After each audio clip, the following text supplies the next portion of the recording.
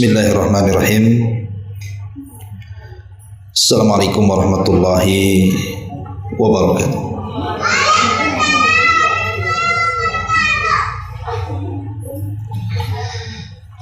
Bihamdillahi wassalatu wassalamu ala rasulillah wa ala alihi wa sahbihi wa mawalah wa la hawla wa la quwata illa billahi wa ba'du. Alhamdulillah, segala puja dan puji hanya milik Allah subhanahu wa ta'ala.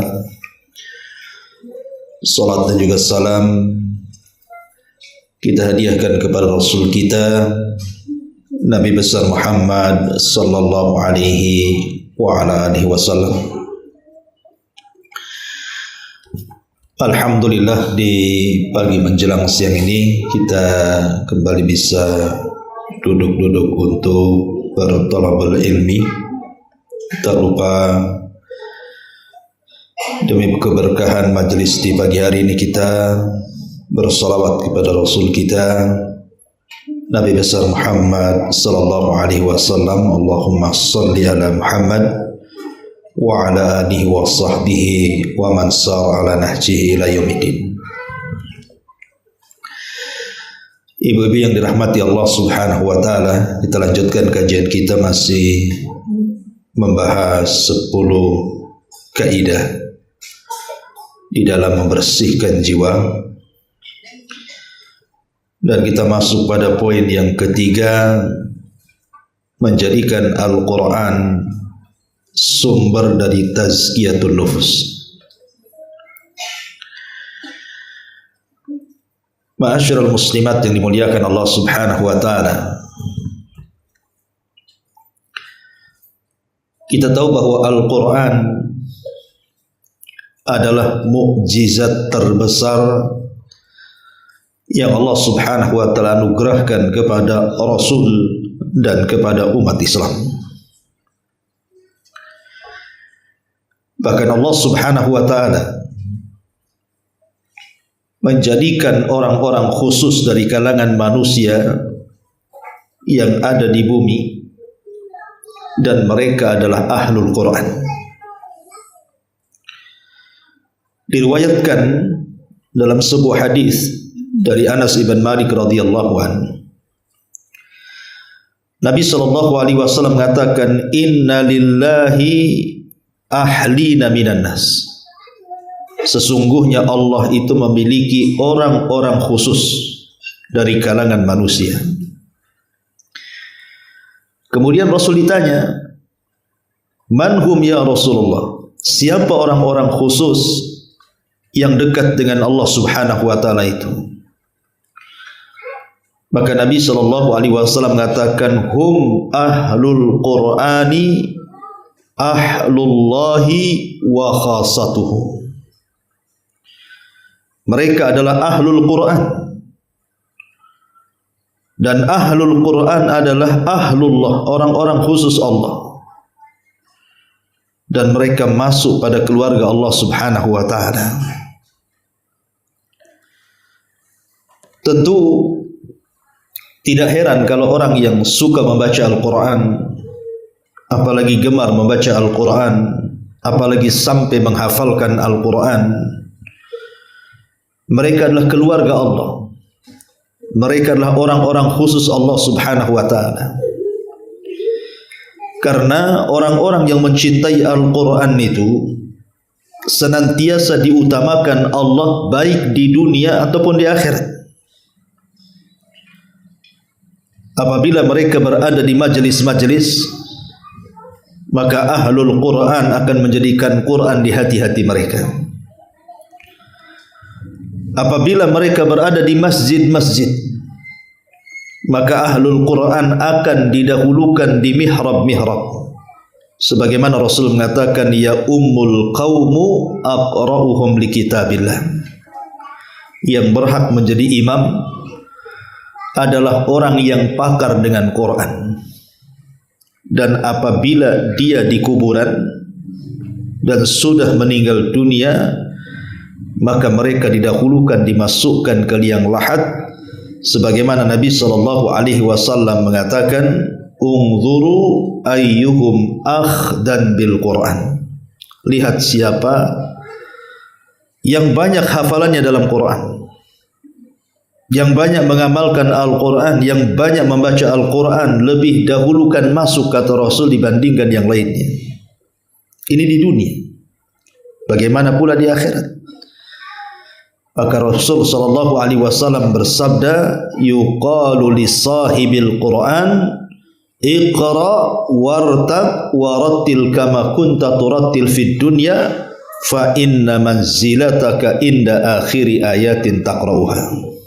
Akan dikatakan kepada para pakar-pakar Quran, kepada orang yang senang membaca Quran, baca, tartilkan bacaan, naiklah, dan engkau akan mendapatkan tingkatan yang paling tinggi di sorga sesuai dengan ayat yang akhir yang kau baca di dunia.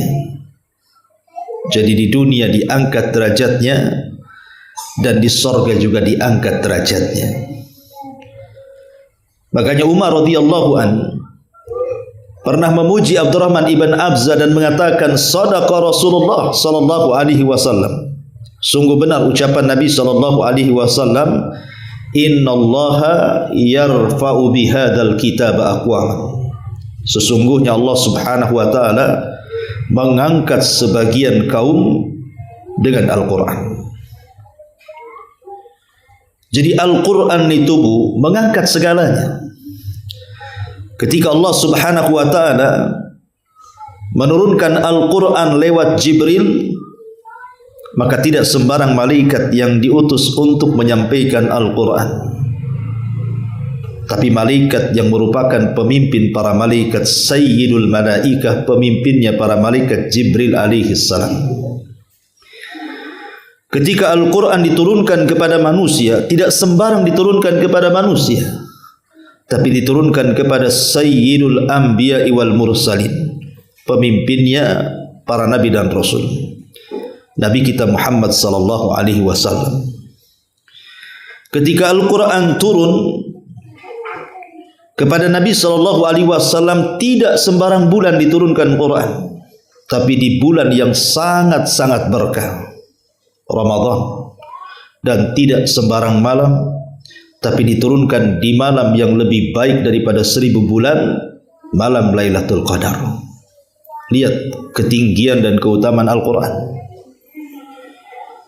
Kalau saja kemudian Al-Quran menjadikan Jibril pemimpin para malaikat, menjadikan Nabi SAW Sayyidul Anbiya wal Mursalin, menjadikan Ramadan merupakan bulan yang paling utama dari 12 bulan, menjadikan malam Lailatul Qadar pemimpin malam-malam dalam setahun, bahkan turun di kota Mekah, dan Mekah menjadi tempat yang paling suci karena disitulah turunnya Al-Quran.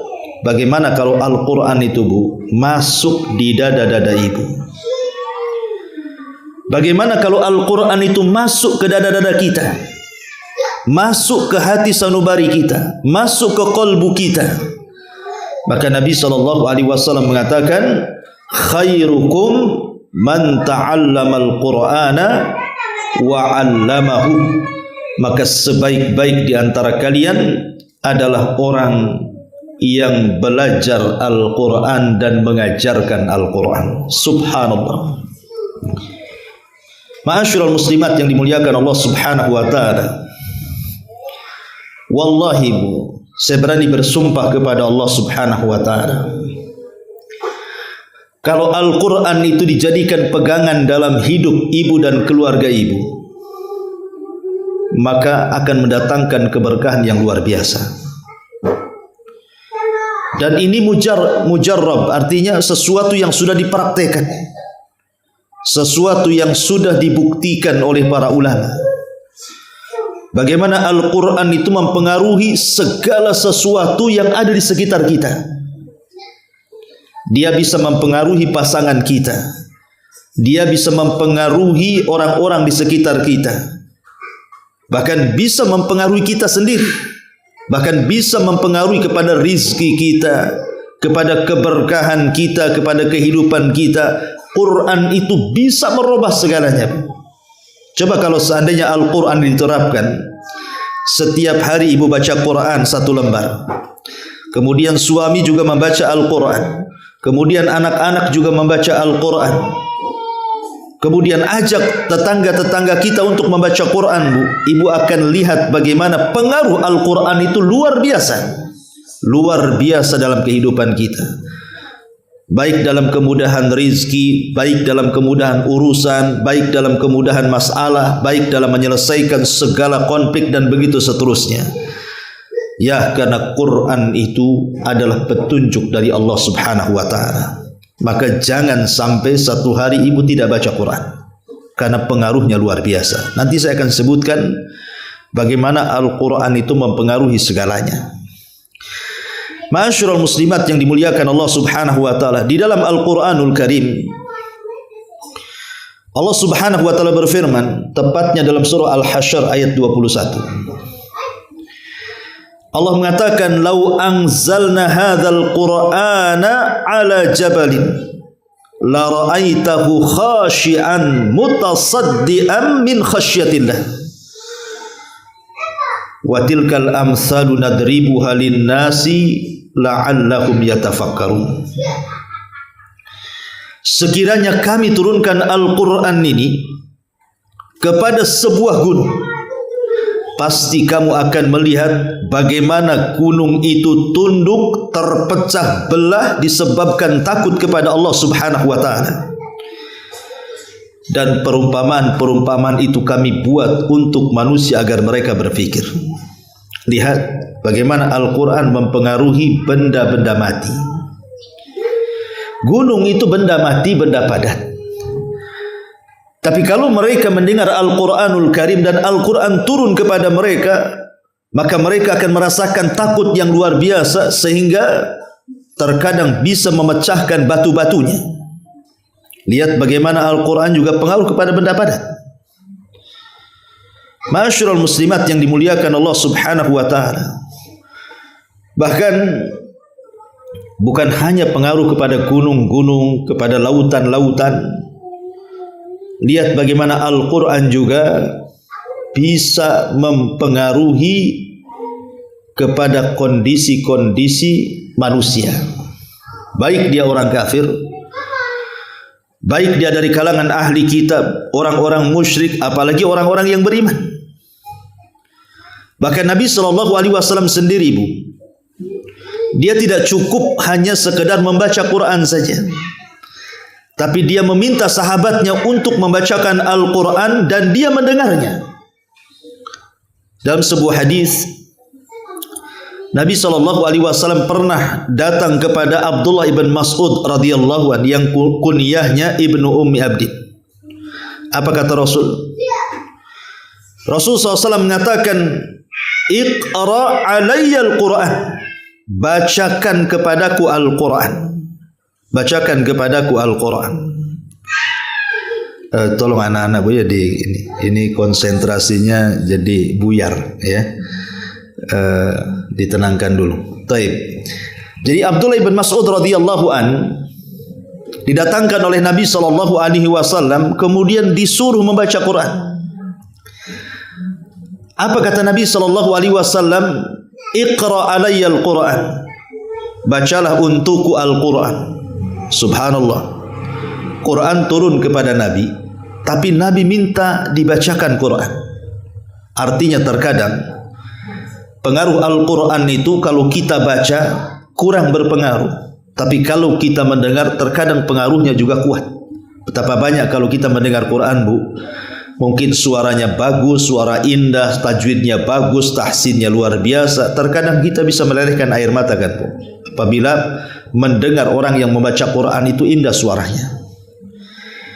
Lah Nabi SAW meminta kepada Abdullah bin Mas'ud untuk dibacakan Quran, dan Rasul mendengarnya. Sampai Abdullah bin Mas'ud heran dan mengatakan, "Ya Rasulullah, aqra'u 'alaika al-Quran wal Qur'anu unzila ilaika?" Rasul, haruskah aku membaca Quran untukmu sementara Quran turun kepadamu? Maka Rasul mengatakan, "Sudah, baca saja." Akhirnya Abdullah bin Mas'ud membaca surah An-Nisa. Kemudian dia mengatakan sampai kepada ayat, "Fa kaifa idza ji'na min kulli ummatin bisyahid wajibna bika ala haula'i syahida.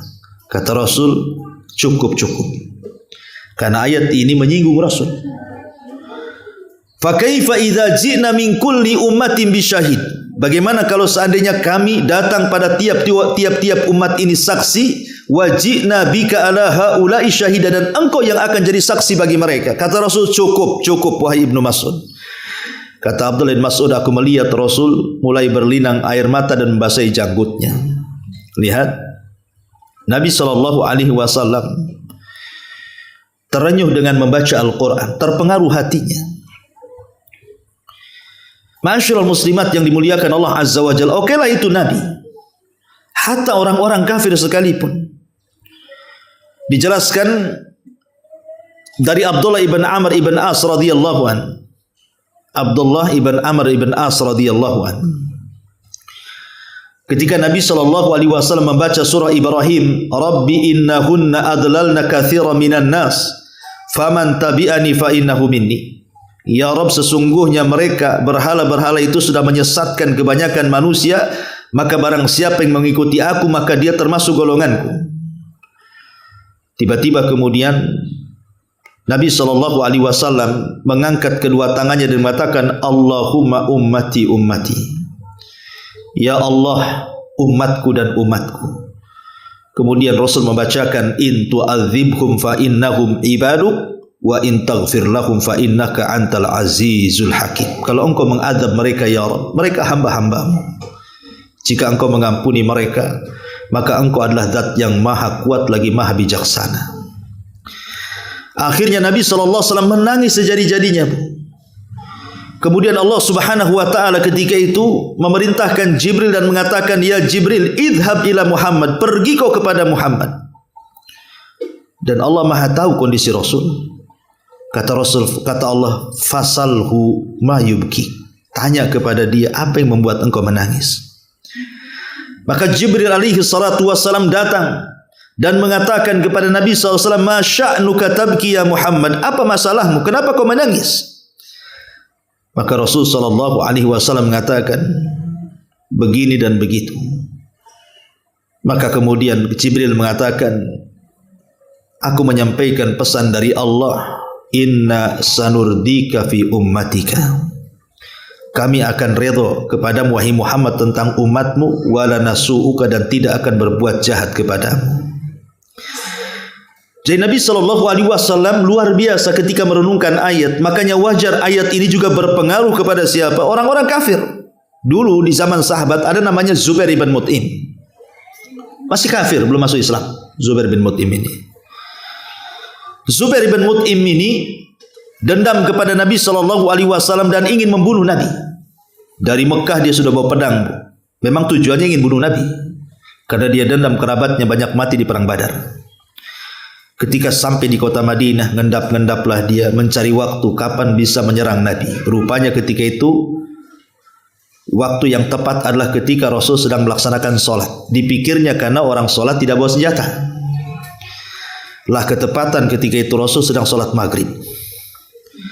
Akhirnya kemudian Zubair bin Mut'im ini sudah hampir menghunus pedangnya dan siap menyerang Rasul, yang ketika itu Rasul sedang mengimami solat maghrib. Tiba-tiba Zubair memperhatikan dengan seksama apa yang dibaca Nabi SAW dalam solat maghrib itu. Rupanya Zubair bin Mut'im mendengar Rasul membaca surah Toha sampai kepada firman-Nya, innani anallah la ilaha illa ana fa'budni wa aqimis salata lidzikri. Kemudian juga fa aslama. Dijelaskan tiba-tiba ketika mendengar ayat ini dan ayat Toha yang lainnya, am khuliqu min ghairi syai'in am humul khaliqun am khalaqas samawati wal arda la yuqinun. Bicara tentang kebatilan berhala-berhalanya, tiba-tiba Zubair bin Mut'im pun masuk Islam. Enggak jadi bunuh Nabi. Padahal pedang sudah di tangannya dihuluskan, Bu. Tiba-tiba dia ketika mendengar surah Toha dibacakan itu, langsung dia terpengaruh dan masuk Islam. Lihat bagaimana Al-Quran mempengaruhi hati Zubair bin Mut'im. Padahal ketika dia musyrik, Bu. Masih musyrik, penyembah berhala. Hal yang sama juga terjadi kepada Umar bin Khattab kan Bu. Ibu tahu sejarah masuk Islamnya Umar kan? Bagaimana ketika dia hendak membunuh Nabi SAW di perjalanan, tiba-tiba dicegat kawannya dan mengatakan, hendak pergi kau kemana wahai Faruk? Wahai Umar. Kata Umar, hendak membunuh Muhammad katanya. Kata temannya, maukah ku habarkan sesuatu yang lebih hebat dibandingkan kau datang kepada Muhammad dan membunuhnya? Apa kata Umar? Adikmu Fatimah masuk Islam katanya. Akhirnya kemudian Umar pun mencari Fatimah. Rupanya di Fatimah ada di rumahnya. Sedang belajar Al-Quran kepada Khabbab ibn Arat bersama suaminya Sa'id ibn Zaid itu. Umar sempat mendengar, tapi Umar karena sudah kemakan emosi didobrak rumahnya, kemudian langsung dihantam itu, dipukulnya Fatimah sampai tersungkur. Umar merasa malu dan aib memukul seorang wanita, menyesal dia. Akhirnya kemudian dia melihat ada lembaran di tangannya, catatan-catatan Quran. Kata Umar, apa ini? Kata Fatimah, ini Al-Quran dan kau tidak boleh memegangnya sebelum kau mandi katanya. Akhirnya Umar mandi, padahal masih musyrik itu. Setelah mandi kemudian diberikanlah lembaran itu. Kemudian Umar sempat membacanya. Dalam tulisan itu ada surah Thaha. Subhanallah. Tiba-tiba Umar pun kemudian melembut dan dia ingin masuk Islam.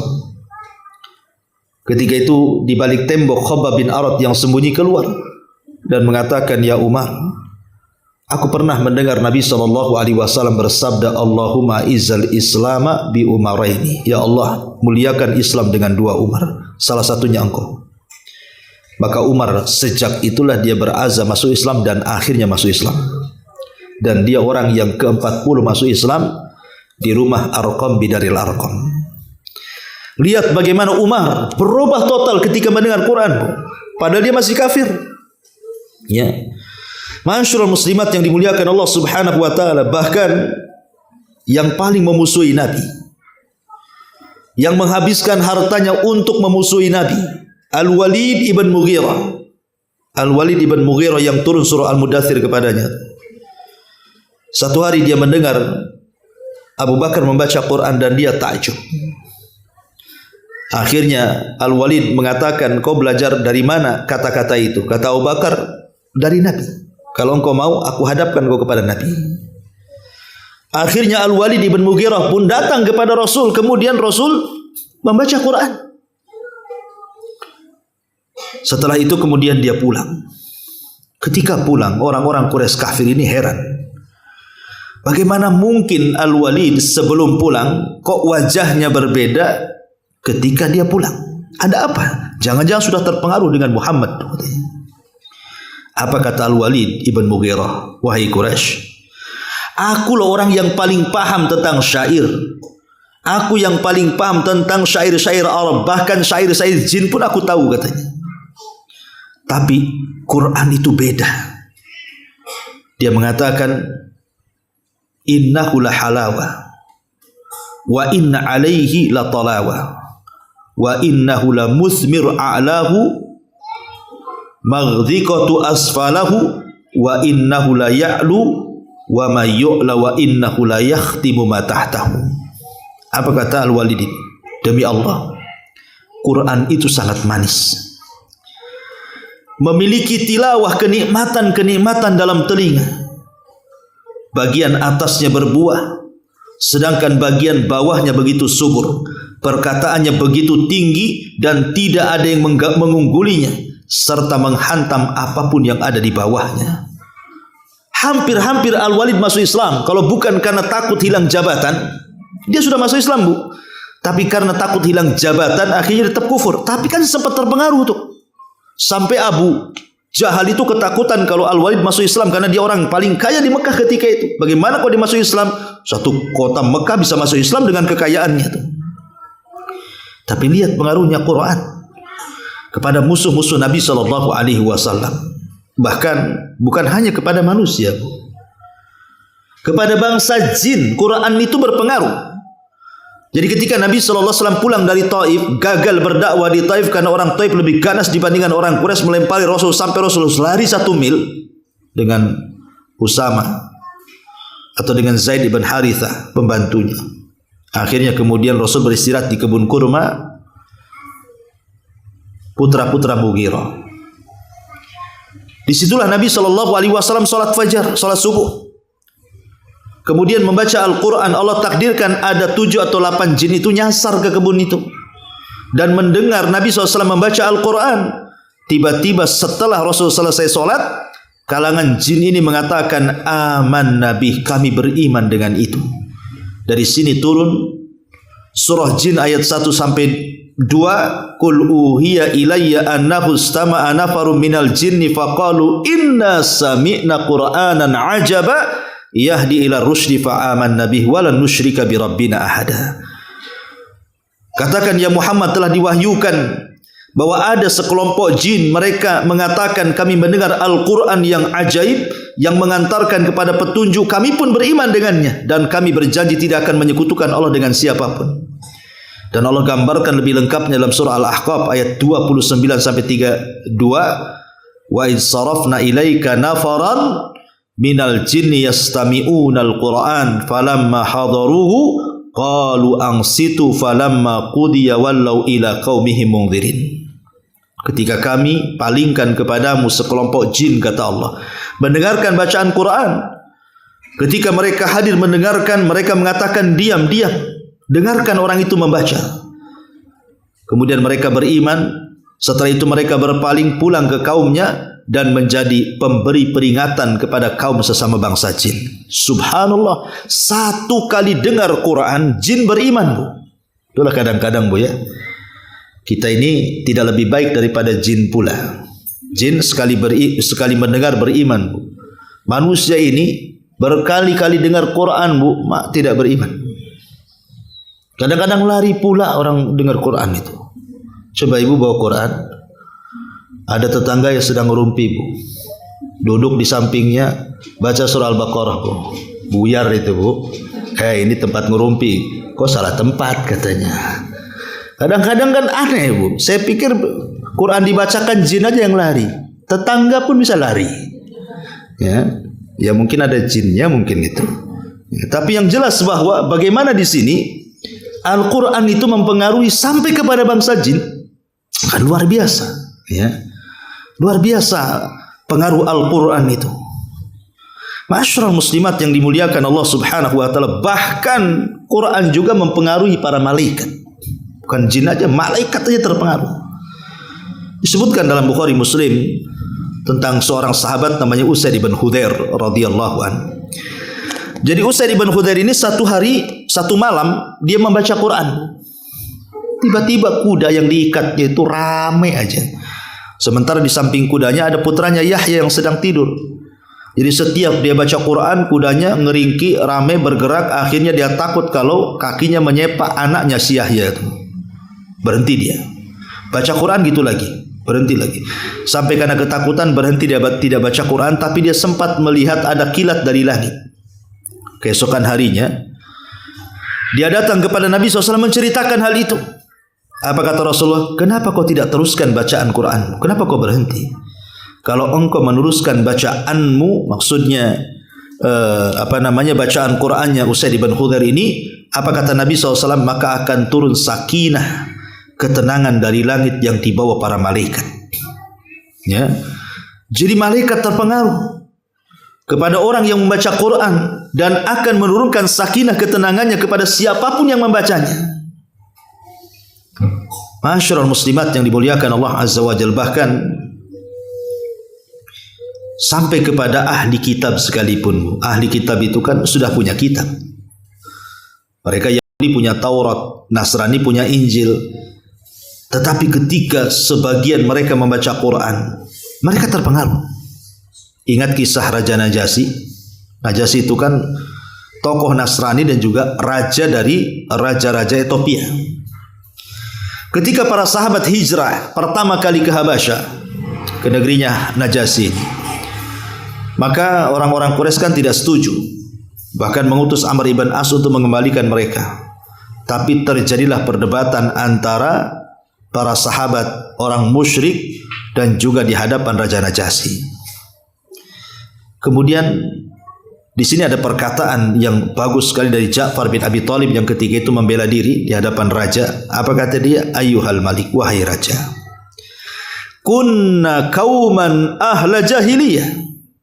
Na'budul asnam wa na'kulul maitata wa na'til fawahisha wa naqta'al arham wa nasi'ul jiwar wa ya'kul qawi minna dhaif.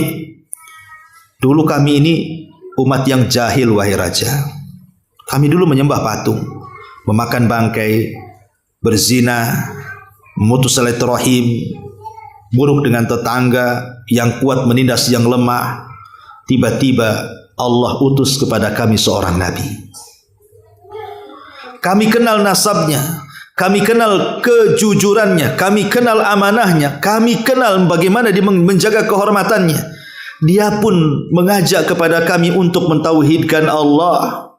Dia pun mengajak kami untuk berkata dengan kata-kata yang jujur. Disuruhnya kita amanah, disuruhnya kita silaturahim, disuruhnya kita berbuat baik kepada tetangga, disuruhnya kita untuk tidak melakukan yang haram, melakukan zina, mengucapkan kalimat kotor, memakan harta anak yatim, menuduh manusia baik, wanita baik-baik, berzina, memerintahkan kami beribadah, sholat, zakat, puasa, terus disebutkan sampai akhirnya Amr ibn As ini mempengaruhi Najasyi dan mengatakan, ya memang seperti itu, tapi kata Amr ibn As kepada Najasyi itu, dia mengatakan tentang ibunda kalian dan Isa bin Maryam begini dan begitu.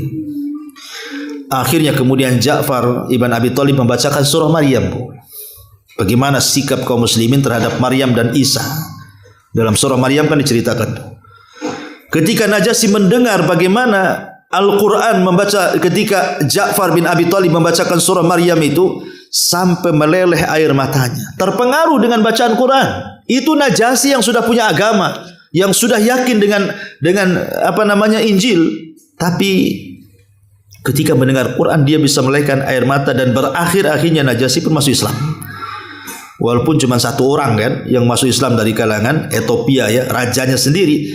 Tapi bagaimana Quran itu membawa pengaruh luar biasa ke dalam hati. Pengaruh yang luar biasa ke dalam hati kita dan bisa merubah kita. Ma'asyiral muslimat yang dimuliakan Allah Azza wa Jalla, baik di sini mu'alif hafizahullah taala dalam bab ketiga ini menjadikan Al-Quran sebagai sumber tazkiyatun nufus. Beliau mencantumkan firman Allah Azza wa Jalla di sini, laqad mannallahu 'alal mu'minin id ba'atsa fihim rasulan min anfusihim yatlu 'alaihim ayatihi wa yuzakkihim wa yu'allimuhumul kitaba wal hikmah. Sungguh Allah telah memberi karunia kepada orang-orang yang beriman ketika Allah mengutus pada mereka seorang rasul dari golongan mereka sendiri, di mana tugas seorang rasul ini membacakan kepada mereka Al-Quran, ayat-ayat Allah, dan datang membersihkan jiwa mereka dan mengajarkan kepada mereka Alkitab dan juga Al-Hikmah, kebijaksanaan.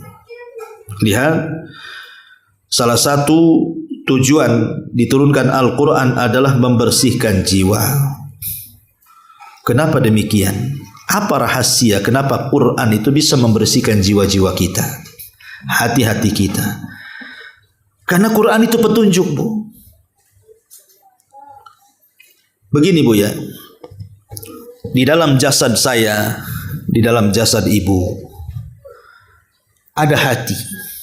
Hati ini sangat kecil, tapi memiliki pengaruh yang luar biasa kepada badan dan lingkungan. Padahal dia kecil hati itu, hanya sekepal saja hati itu kan, tapi pengaruhnya luar biasa. Di mana hati kita ini bisa baik dan bisa jahat. Kalau dia baik, terpengaruh seluruh anggota badannya. Kalau dia jahat, terpengaruh juga seluruh anggota badannya. Kata Nabi SAW, idza saluhat saluhal jasadu kullu wa idza fasadat fasadal jasadu kullu. Kalau hati ini baik, maka baik semuanya. Kalau hati jahat, jahat semuanya. Itulah hati. Hati itu seperti itu. Lah kalau hati seperti ini, pengaruhnya luar biasa hati ini, ya. Orang bisa baik dan orang bisa jahat. Kalau hati yang bisa menentukan arah kemana badan ini harus bergerak kepada kebaikankah ataukah kepada kejahatankah? Kemudian dipenuhi dengan hidayah, dipenuhi dengan Al-Quran yang merupakan hidayah, yang di dalamnya ada wejangan-wejangan, ada perintah-perintah, ada larangan-larangan, ada kebaikan-kebaikan. Saya kira hati itu pasti akan dipenuhi dengan kebaikan. Dan kalau hati dipenuhi dengan kebaikan, anggota badan itu hanya mengikuti saja. Apa kata hati? Kata hati, mata, Quran melarang kau memandang yang haram, pandang yang halal. Maka mata akan memandang yang halal. Telinga, Quran melarang kau mendengar ghibah, kau mendengar hal-hal yang dosa. Dengarkan ke yang bagus, dengarkan Quran, dengarkan dzikir, dengarkan nasihat. Maka telinga akan menurut. Kata hati, lisan, jangan kau suka ghibah ya. Quran menyuruh tidak boleh ghibah. Karena berghibah itu sama dengan memakan bangkai saudaranya. Ayuhibbu ahadukum an ya'kula lahma akhihi faitan fakarihtumu. Maka lisan pasti akan berhenti, Bu. Kalau kata hati diam, uskut la tatakallam, diam, jangan bicara. Ya, pasti akan diam. Kaki jangan melangkah ke yang haram, pasti tidak akan melangkah. Tangan kau jangan berak. Begitulah Al-Quran akan merubah segalanya, Bu. Makanya kenapa Al-Quran itu bisa membersihkan jiwa, karena memang Al-Quran itu sendiri petunjuk, mengarahkan kita kepada yang baik. Bukan hanya sekedar itu, dia adalah obat. Wa nunazzilu minal Qur'an ma huwa syifa.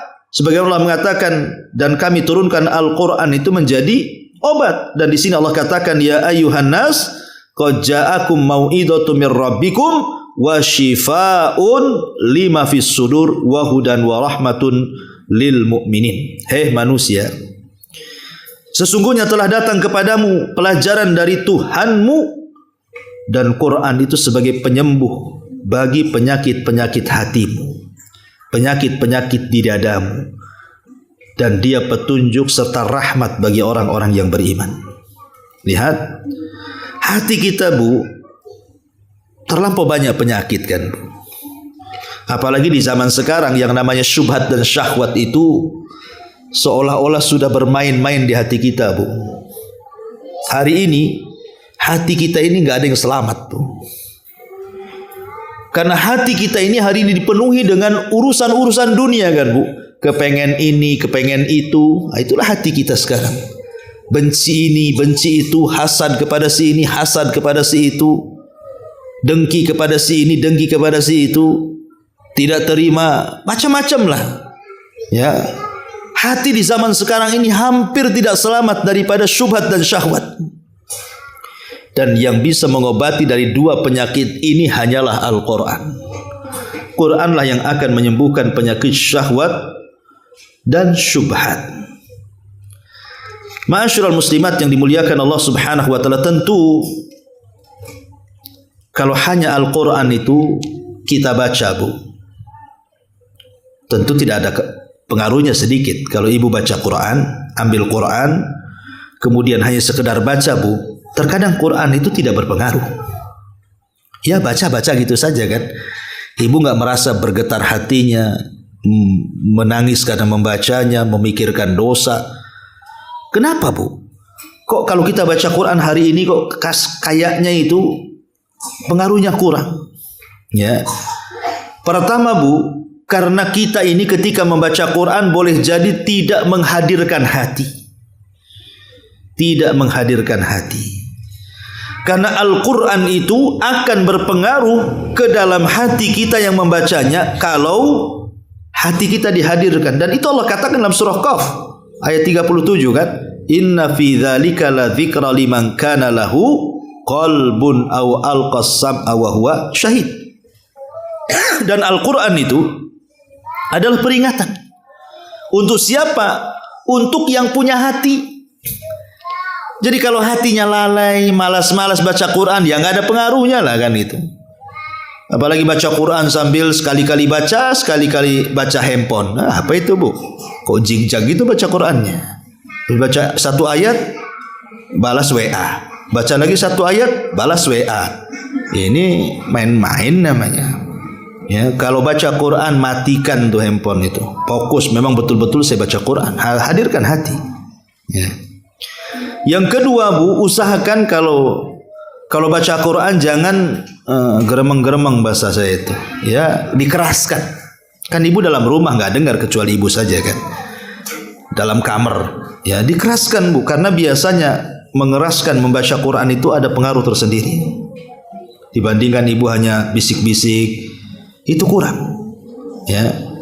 Kemudian juga ibu merasakan ketika baca Quran itu seolah-olah ibu sedang mengkhitab Allah.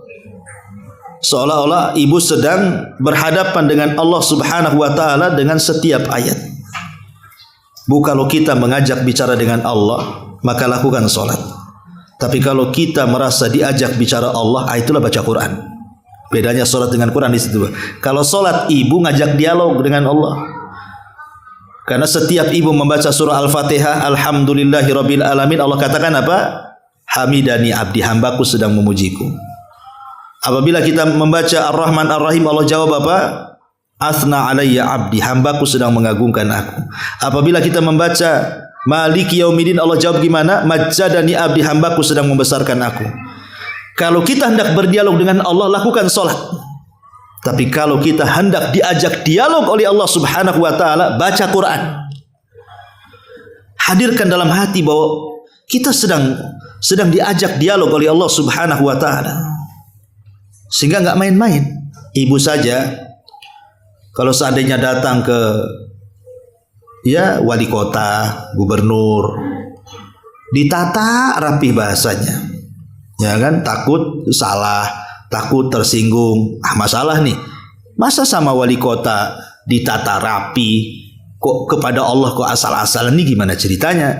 Ya, tentu akan lebih lagi kan, kita lebih sopan lagi dengan Allah Subhanahu wa taala. Termasuk juga kalau ingin terasa ketika baca Quran itu, cobalah mentadaburi ayat-ayat itu. Alhamdulillah Bu, sekarang kan sudah dimudahkan tuh terjemahan Quran, ya. Sekali-kali ibu mungkin sudah menghatamkan beberapa kali hatam Quran itu, bacalah terjemahannya supaya ibu minimalnya tahu isinya, ya. Syukur-syukur ibu membeli tafsir terjemahan, ibu juga baca tafsirnya supaya makin lagi paham, oh begini si Quran itu rupanya, sehingga makin lagi pengaruhnya luar biasa kepada kita.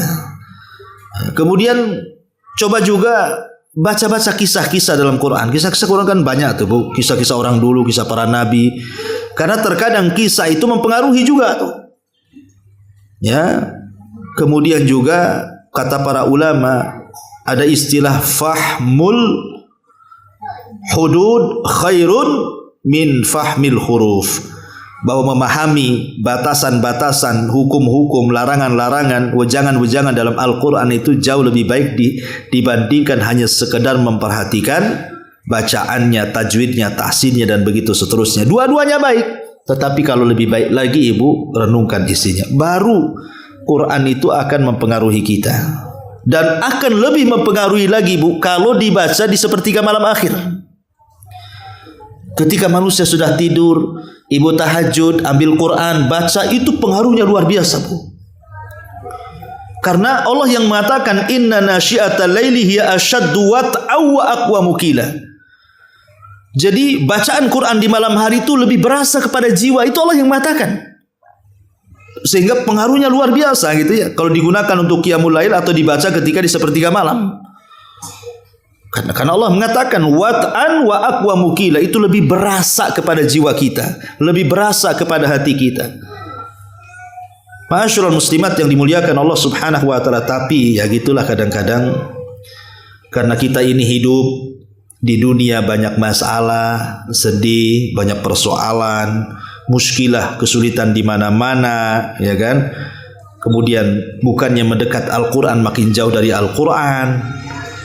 Ya, kemudian juga gelap hati kita ini karena banyaknya maksiat dan begitu seterusnya. Kadang-kadang itu pula yang menjadikan Al-Qur'an itu tidak berpengaruh kepada kita. Ma'asyiral muslimat yang dimuliakan Allah Subhanahu wa taala. Padahal kalau kita melihat pahalanya saja kan, cukuplah dua yang kita pahami. Sebenarnya banyak. Satu, orang yang suka baca Quran itu Bu, Quran akan jadi syafaat ibu. Nanti pada hari kiamat Quran akan membela kita di hadapan Allah. Siapa yang banyak membaca Quran di dunia, maka akan banyak pembelaannya di akhirat di hadapan Allah. Karena di zaman nanti di akhirat nggak ada lawyer, Bu. Nggak ada pengacara, ya. Di akhirat itu yang bisa menolong amalan kita, dan salah satunya adalah Quran yang paling berpengaruh menjadi penolong kita pada hari kiamat. Yang kedua, setiap satu huruf itu 10 kebaikan. Kalau ibu baca Qul huwallahu ahad Allahus samad itu berapa huruf tuh? Kalilah 10. Kalau diulang-ulang sampai 100 kali kulhunya, oh makin banyak pahalanya kan begitu. Makanya orang yang menghafal Quran itu paling banyak pahalanya, Bu. Ibu ini sudah tua. Sudah tua kan, Bu? Ya. Adalah yang tua, yang muda sedikitnya. Jadi umpamanya seandainya ibu ini ingin menghafal, oh sekarang Wadduha sudah hafal Lam Yakunil, kan itu agak panjang kan, Bu? Ya. Ibu ingin menghafal Lam Yakunil ladina kafaru itu. Lam Yakunil ladina kafaru, Lam Yakunil ladina kafaru. Ulang-ulang sampai 1000 kali enggak hafal-hafal. Ya. Enggak apa-apa, Bu, enggak hafal-hafal enggak ada masalah. Ya. Walaupun sebenarnya ada masalah, kenapa tak hafal-hafal kan itu. Maksud saya enggak ada masalah itu jangan berhenti gara-gara tidak hafal. Kok enggak hafal-hafal saya kan? Rupanya yang menghalangi hafalan karena banyak utang kan itu. Maksud saya kalau ibu terus baca walaupun tak hafal, Bu, sekali baca itu kan dalam satu ayat itu kan banyak huruf, Bu. Kalau ibu ulang-ulang satu ayat 1000 kali, kalikan satu huruf 10 pahala. Makanya nggak apa-apa nggak hafal-hafal pun, tapi kalau diulang-ulang tuh nggak terasa pahala kita banyak kan? Karena target kita baca Quran kan cari pahala. Bukan target hanya sekedar menghafal saja, lebih daripada itu cari pahala. Jadi itu harus paham, pahala Quran itu luar biasa. Dan baca Quran kan nggak bayar, nggak harus sedekah kan pakai harta, haji harus ke Mekah, puasa harus lapar-lapar. Quran bisa habis makan, minum, baca Quran. Ya, jadi itu amalan yang mudah tapi pahalanya luar biasa, luar biasa. Ya. Ma'asyiral muslimat yang dimuliakan Allah Subhanahu wa taala. Disebutkan oleh para ulama bahwa Al-Quran ini memiliki buah, memiliki pengaruh, buah yang sangat luar biasa yang bisa mempengaruhi hati-hati kita. Apa saja pengaruh Al-Quran kepada hati kita itu? Satu, ziyadatul iman.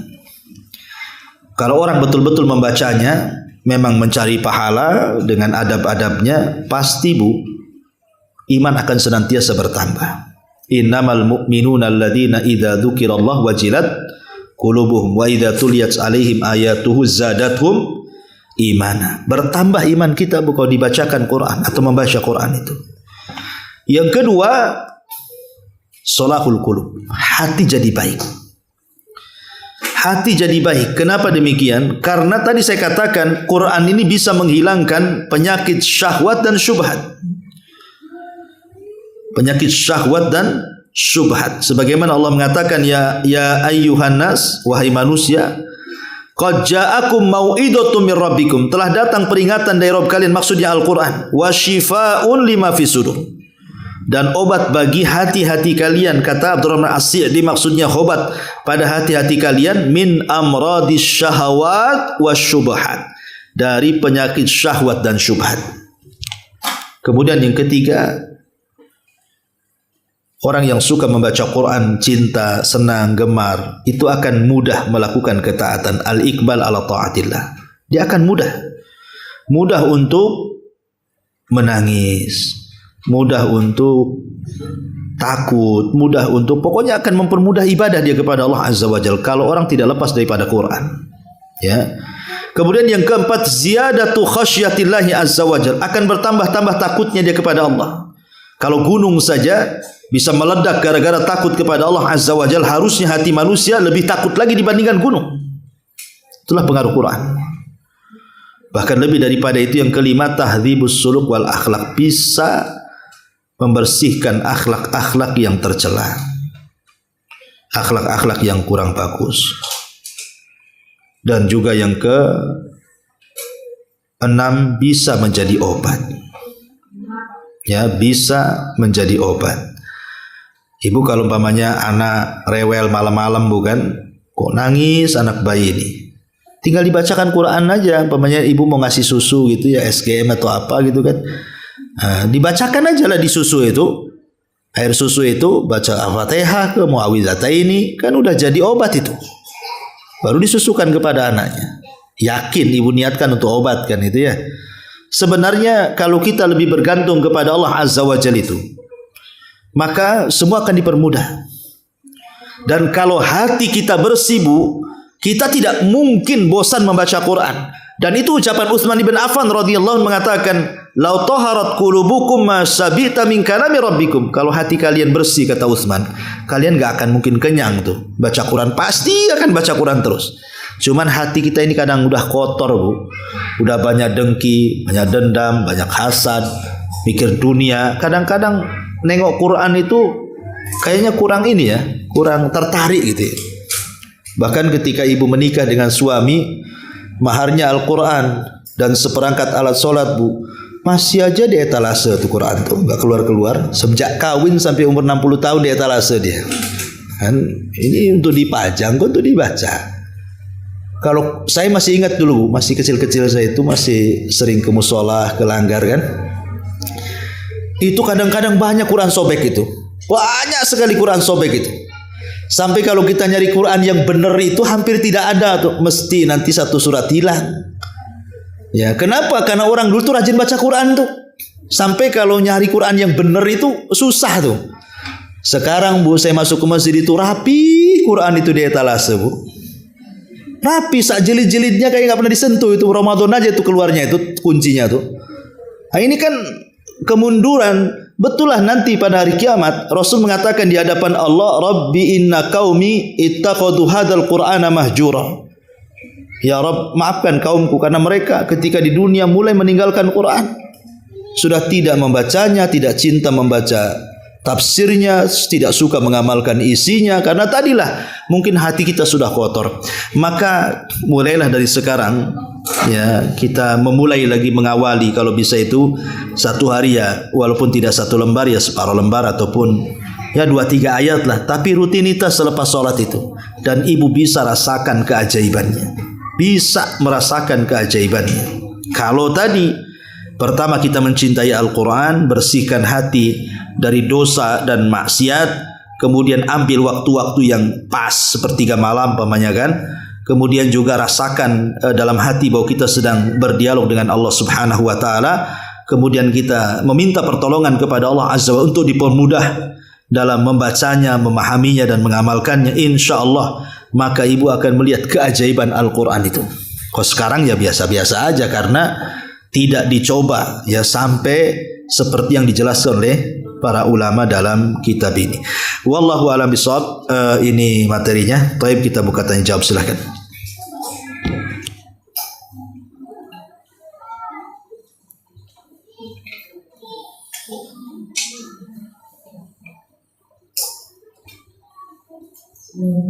Assalamualaikum warahmatullahi wabarakatuh. Waalaikumsalam warahmatullahi wabarakatuh. Ustaz mau bertanya tentang Al-Quran yang mengatakan satu huruf dengan 10 kebaikan. Maksud 10 kebaikan itu 10 pahala atau gimana Ustaz? Mohon penjelasannya Ustaz. Iya, alhamdulillah. Nabi mengatakan, "Man qara'a harfan min kitabillah falahul hasanatu wal hasanatu bi asyri amsalihha. La aqulu alif lam mim harfun walakin alifun harfun lamun harfun mimun harfun." Kata Nabi SAW, yang siapa yang membaca satu huruf itu sama dengan satu kebaikan yang dilipat gandakan menjadi 10 kali lipat kebaikan. Aku tidak katakan alif lam mim satu huruf kata Nabi, tapi alif satu huruf, lam satu huruf, mim satu huruf kata Nabi. Yang dimaksud di sini ya kebaikan, ya maksudnya pahala. Ya kebaikan pahala. Ataupun bisa diartikan kebaikan-kebaikan yang lainnya. Ya kebaikan dalam kehidupan kita. Boleh jadi kalau kita membaca Quran, kebaikan kita akan bertambah 10 kali lipat, baik kesehatannya, baik rizkinya, baik berkahnya, ataupun mungkin kalau kita baca di rumah mungkin lebih diperbaiki lagi 10 kali lipat yang biasanya, lebih berkah lagi, lebih sakinah, mawaddah dan rahmah lagi kan. Karena umum ini ya, Kalimat hasanah, kebaikan ini bisa diartikan pahala atau kebaikan yang lebih daripada itu. Yang jelas kita yakin dan kita niatkan lillah karena Allah. Yang kedua ingin mendapatkan pahala dan kebaikan. Insya Allah Al-Quran itu berkah. Tidak ada perkara yang bisa memperbaiki hati melebihi Quran. Begitu kata para ulama. Wallahu a'lam.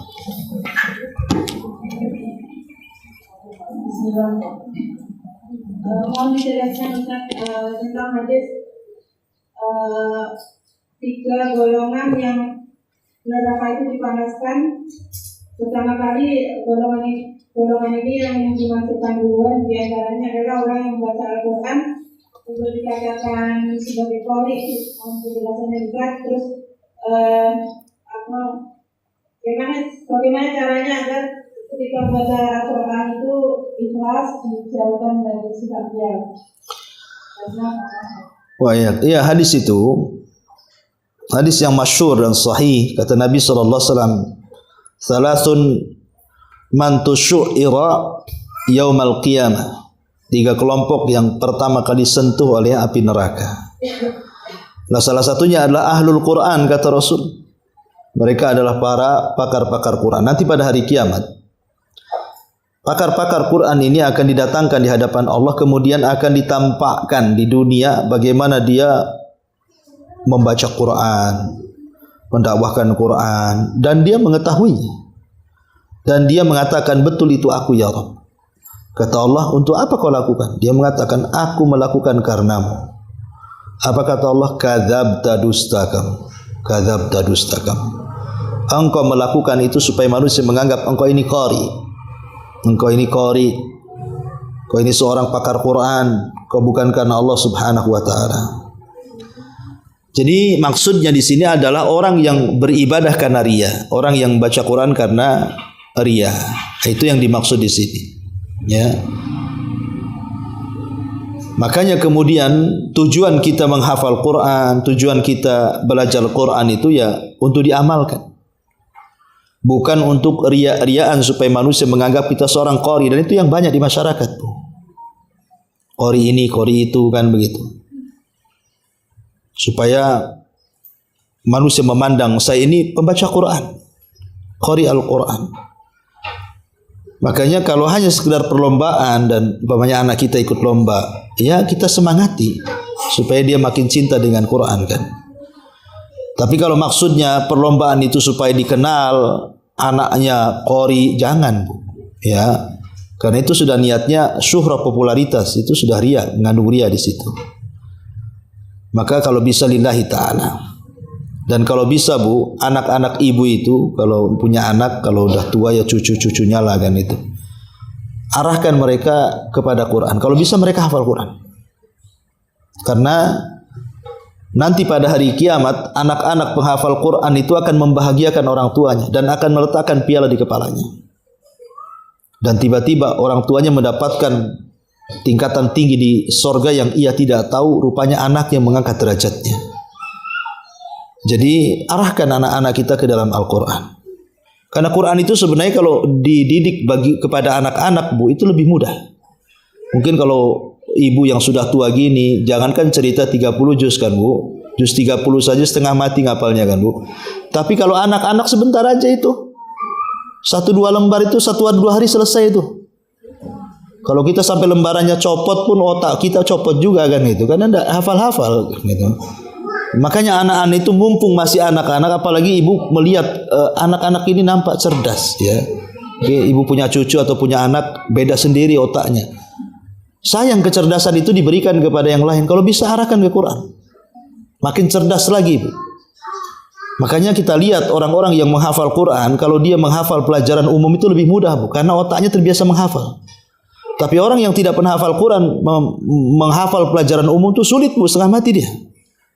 Itu kadang-kadang juga membantu EQ, kan. Ya, makanya sekarang kan banyak universitas-universitas itu kalau yang hafal Quran itu dimudahkan tuh. Karena tahu itu orang cerdas itu. Kalau nggak cerdas ya mungkin dia hafal Quran. Ya, jadi maksudnya di situ kembali bahwa hadis itu bicara tentang bahaya riya sebenarnya. Wallahu a'lam. Taib, saya kira cukup ya sampai di sini.